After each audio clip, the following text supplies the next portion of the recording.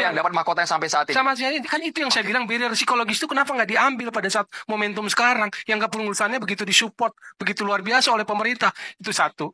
Sekarang pertanyaannya, kenapa regenerasinya langsung lompat ke generasi yang diambil sekarang? Ini kan pemain-pemain yang main sekarang mayoritas yang main SEA Games itu generasi U20 yang dipersiapkan tahun 2022 untuk Piala Dunia U20 yang gagal.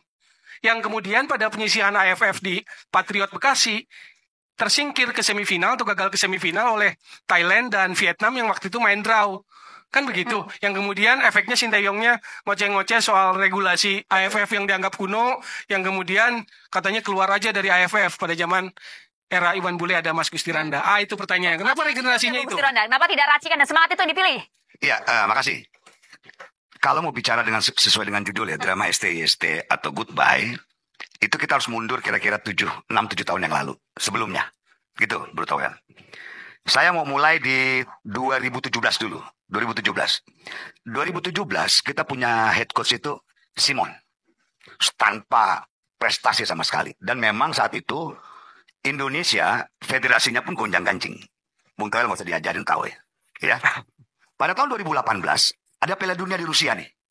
Oke? Piala Dunia Rusia. Saat itu mengejutkan, Korea yang sudah tidak mungkin masuk ya, bisa menggagalkan Jerman. Betul nggak? Siapa itu pelatihnya? STY. Sintayong. Saat itu. Nah, saya mau lompat lagi. 2019, keluarlah yang namanya Inpres nomor 3 2019. Percepatan sepak bola oleh Pak Presiden Jokowi saat itu.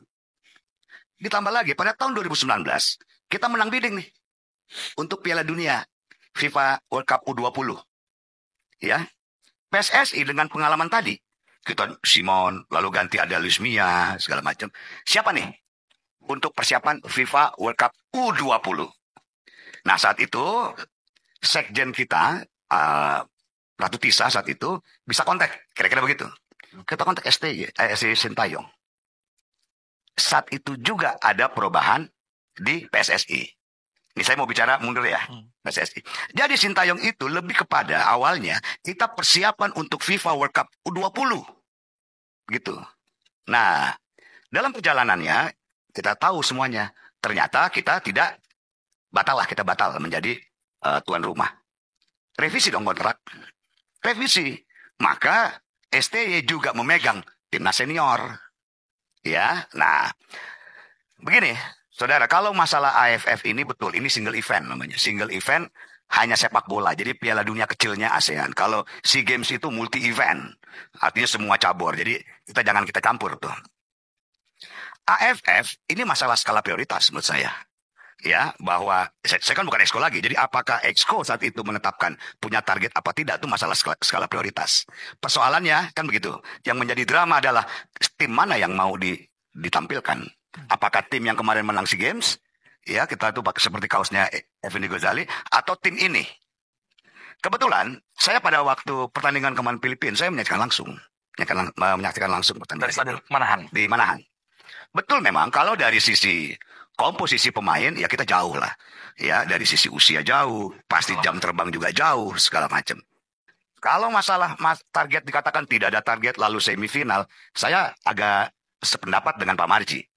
Dalam konteks itu ya, bukan konteks SD ya, bahwa targetnya adalah regenerasi. Targetnya. Karena dengan komposisi pemain seperti itu, nggak mungkin kita akan bilang targetnya jauh gitu. Target final tidak mungkin. Nggak mungkin. Kan juga di PSSI bukan orang yang tidak menganalisa kan, pasti begitu. Nah, masalah split of the tongue, bahwa tidak ada target artinya kenapa segala macam itu udah lewat lah menurut saya. Begitu ya. Tapi bahwa persoalan regenerasi itu iya. Nah, apakah sekarang dengan kegagalan kita di AFF, kita akan evaluasi pelatih kita? Oh pasti menurut saya. Semua pelatih-pelatih di PSSI ini kalau gagal dengan targetnya, itu pasti dievaluasi. Kita banyak. Tadi Bung Tol bercerita tuh. Dari kita ambil Alfred Riedel kita evaluasi.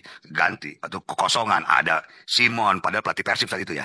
Kita ganti lagi. Luis Mia apa kurang hebatnya bro? Tapi karena kita evaluasi, ya kita ganti. Evaluasi ini apakah berujung pada penggantian pelatih nantinya? Ya tergantung tim analis dan Exco. Kira-kira begitu kan? Nah, apakah sekarang dievaluasi? Saya kira pasti iya dievaluasi. Tapi situasi hari ini kita sedang mempersiapkan kualifikasi Piala Dunia yang masih STY pegang kemarin. Berhasil apa tidak? Menurut saya cukup berhasil. Siapa bilang tidak berhasil?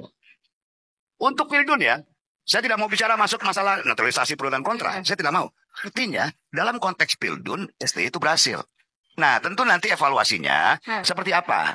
Ya, kalau saya boleh berpendapat, Bung Towel ya, STY tuntaskan pekerjaannya sampai kualifikasi Piala Dunia.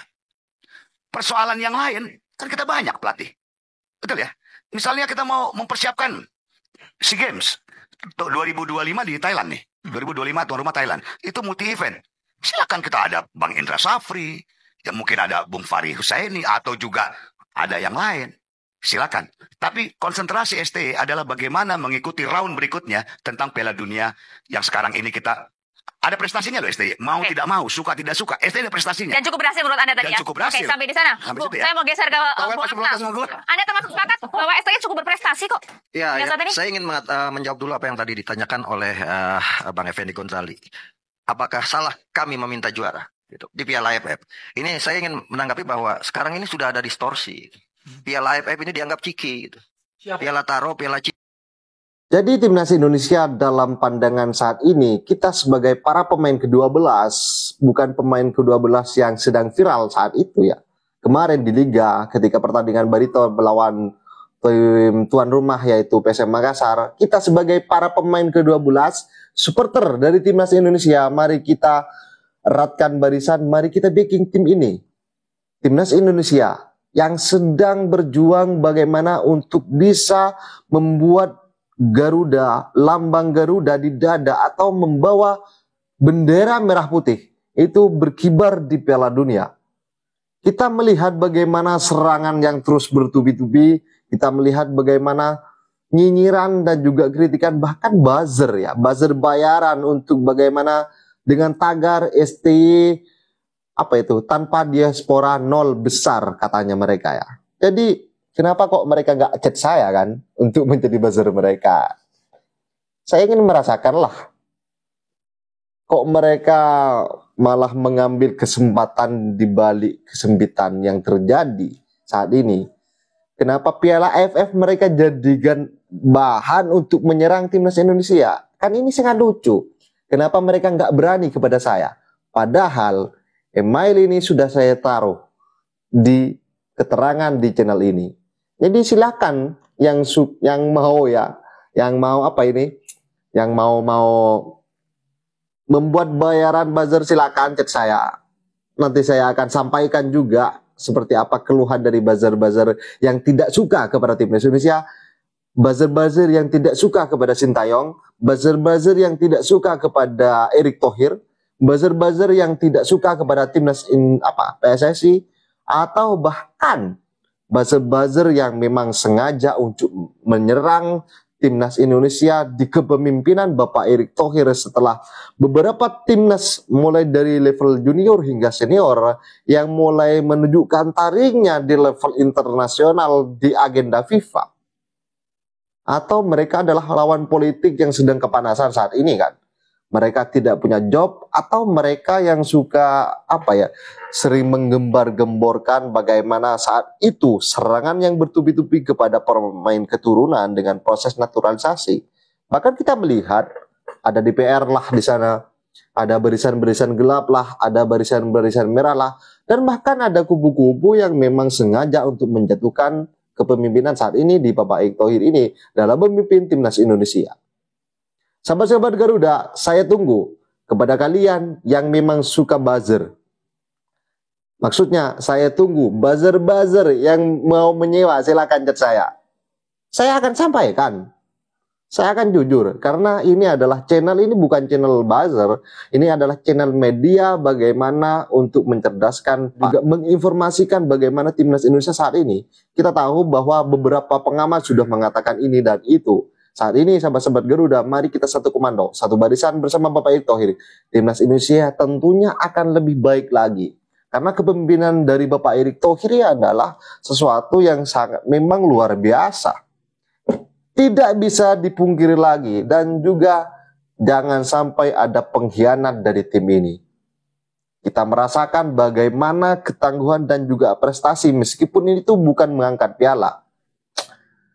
dengan juara Piala AFF 10 kali, bahkan 1000 kali kan. Ini lebih penting dan juga akan dipuji oleh beberapa negara. Satu negara itu akan heboh jika timnas Indonesia lolos ke final misalkan Piala Asia atau lolos ke round 3.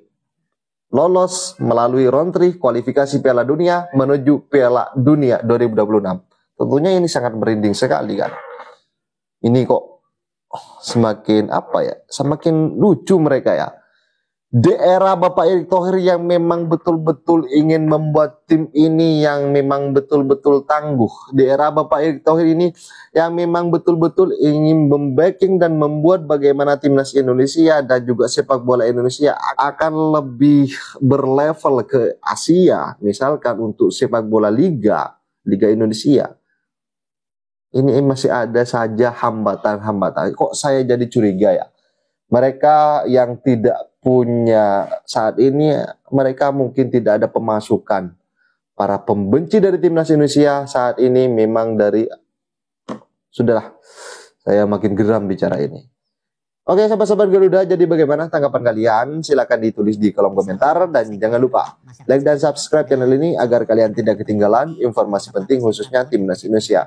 So, jangan lupa, timnas Indonesia akan berjuang di round 3 kualifikasi Piala Dunia 2026 zona Asia. Dengan mengawali pertandingan pertama di 2025 akan tandang ke Australia. Tentunya akan ada beberapa nama baru lagi para pemain keturunan untuk memperkuat timnas Indonesia.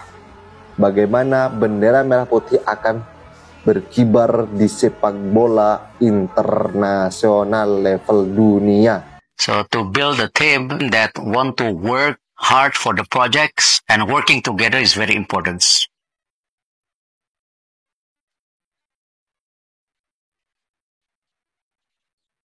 One of the weakest is the management. Sometimes the management not too open-minded, corruption, not too transparent, not professionals. So this is something that we want to change. In the management, you need two things. One, leadership. As a leader, I love what I'm doing. That's very important. You cannot be successful if you don't work with your heart. Myself also, I'm very ambitious on target.